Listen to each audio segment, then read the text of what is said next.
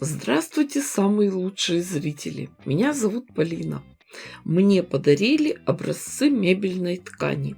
А это та еще радость. Мало ткани, много клея. И все ткани разных оттенков. Будем стараться их максимально использовать.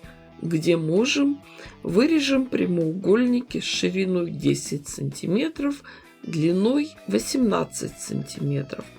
Вы можете взять свои размеры. Ткани плотные, мебельные. Припуск на шов запланируем 1 сантиметр. Все оттенки коричневого цвета. Они должны хорошо смотреться вместе. Для одного блока надо 18 прямоугольников. Сразу же приготовим детали к работе. 2 прямоугольника сошьем по длинным сторонам, а остальные соединим попарно короткими сторонами. Строчка мелкая, крепкая, закрепки обязательны.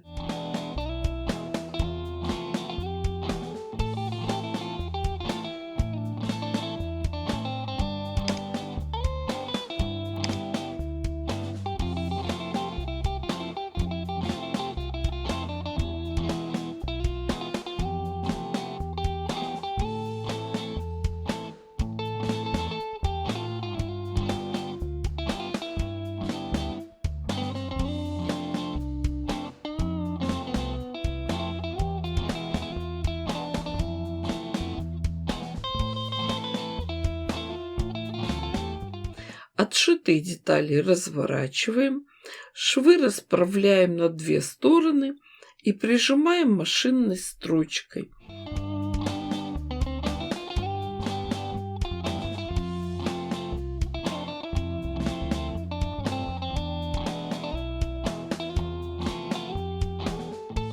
Обязательно все закрепляем. Это мебельные ткани, они плотные и упругие, и нужно дополнительное усилие, чтобы их удержать.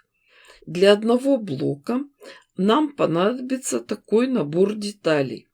2 прямоугольника, сшитых длинными сторонами, то есть получается квадрат 18 на 18 сантиметров. Дальше 2 одиночных прямоугольника, 4 заготовки из 2 прямоугольников, соединенных короткими сторонами, и 2 длинных детали из 3 прямоугольников. Для начала к большой квадратной детали присоединим с 2 противоположных сторон по прямоугольнику. Прошили, развернули заготовки, расправили швы, отстрочили с 2 сторон.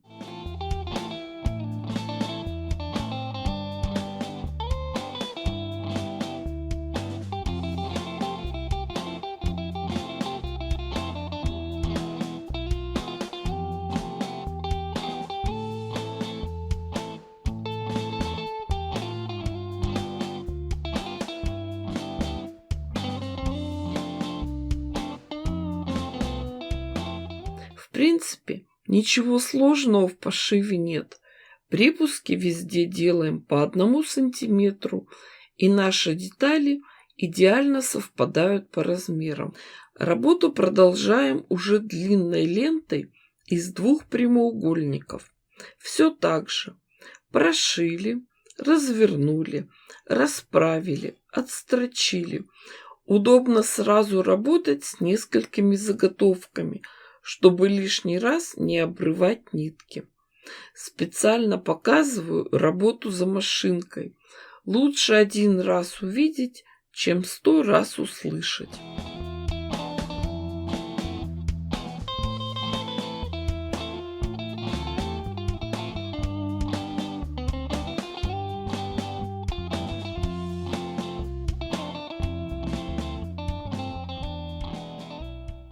Так мы шьем и шьем, постепенно увеличивая размер.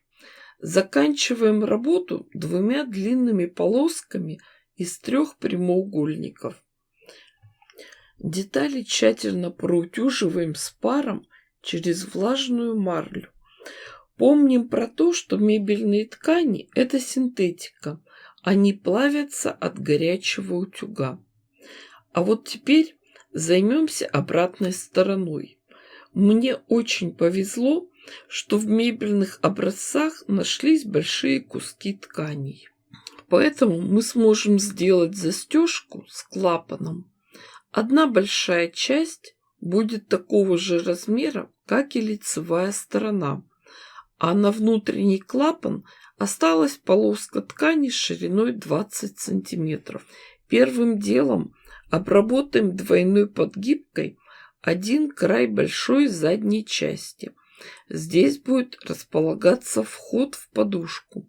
Сложим эти детали вместе, лицом к лицу, и прошьем по краю.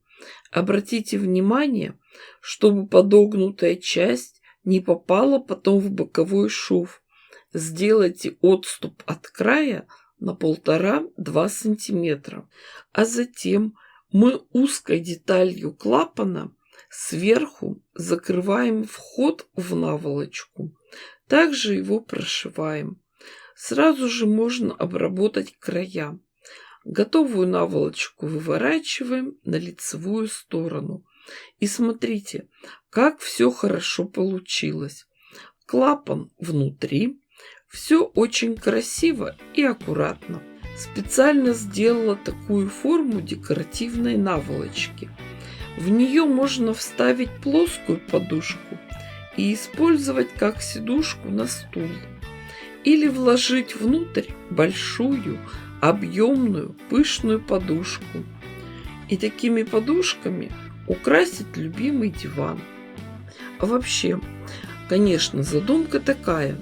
В любимом кресле на сиденье лежит плоская подушка, а пышная подушка подкладывается под спину.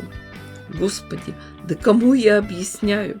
Ведь по ту сторону экрана меня смотрят умницы, красавицы, умелицы-рукодельницы с золотыми руками. Они-то сразу увидели всю прелесть и удобство работы с прямоугольниками. Девочки, дорогие мои, я дала вам идею. Шейте, творите, вытворяйте. Не ждите чудес, чудите сами. Ставьте классы, пишите комментарии. С вами была Полина.